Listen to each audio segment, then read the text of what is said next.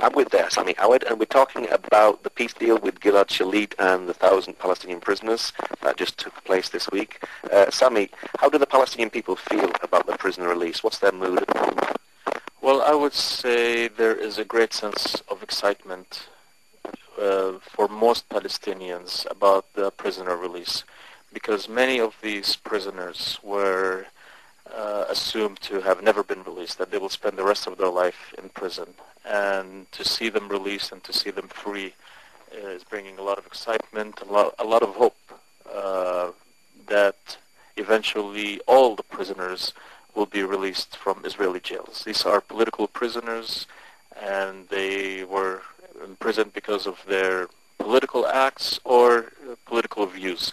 And ultimately, Palestinians want to see all their sons and daughters return to their homes. Now, do you think this will encourage more violence or less violence? Well, my hope is that it would encourage less violence, and it would encourage Palestinians to look at nonviolence as a real and viable option now. And I think the prisoner release comes at a time where the Palestinian community is growing in understanding of nonviolence as a viable option to move forward. And, my hope is that these prisoners who were released, out of their experience and out of the suffering that they went through being in Israeli jails, it wasn't an easy ride for them to be in these things. This is a lot of suffering and pain that they experience on a daily in their lives, that they will be a voice that will encourage Palestinians to engage in nonviolence in the future. Now, do you think it creates a fear for Israel that every soldier is a kidnapped target at the moment? Well, I think that in Israeli society, this is a fear that has always existed. This is not something new. But I don't buy this argument that, now it becomes like an open market for Palestinians to kidnap Israeli soldiers or to take Israeli soldiers hostages in order to achieve a political leverage. What Israelis need to understand is that at the end of the day, there is an occupation here. There is a violation of the Palestinian human rights taking place on a daily basis by their own military. And that we are looking at these small incidences of kidnapping or attacking and saying, this is the issue, this is the issue, this is the issue. Like when a Palestinian commits violence, this becomes the issue. Completely taken out of the context that this is an occupation. We are living under the rule of the military, the Israeli military.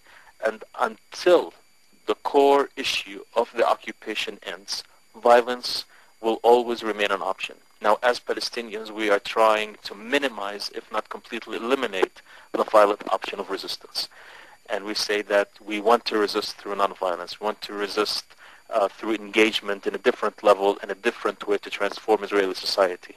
But the point that we need to reach at the end of the day is that the occupation and the suppression need to end to allow for space for peaceful coexistence and trust-building measures to take place between both communities.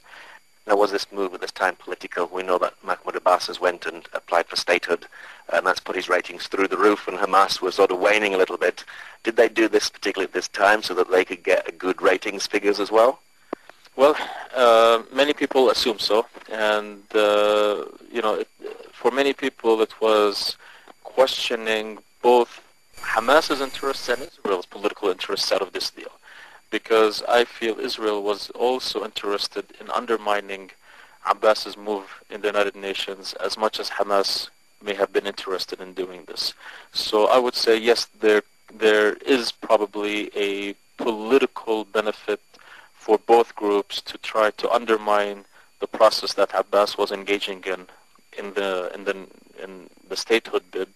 But at the same time, it was wonderful to see also the president welcoming the prisoners who were released into the West Bank yesterday in the presidential compound, that he did not pull himself out of that equation at all, and he said this is a national day, this is a day when we celebrate, and there were people from Hamas and from Fatah and from different political factions that were released on that day.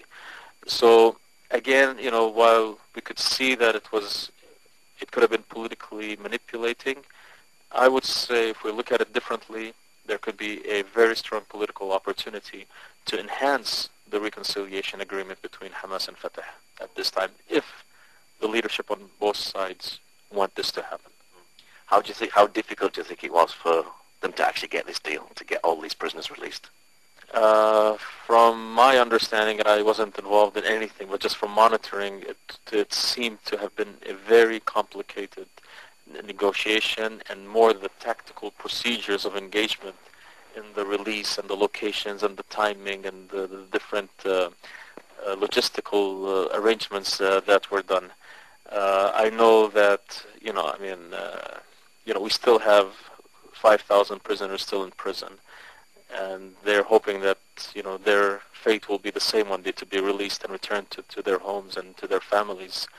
But it's very clear that, yes, Hamas was able to gain tremendously, and from what I understand, and I could be wrong, but just the way the media is presenting it, was that Hamas won the upper hand in this deal.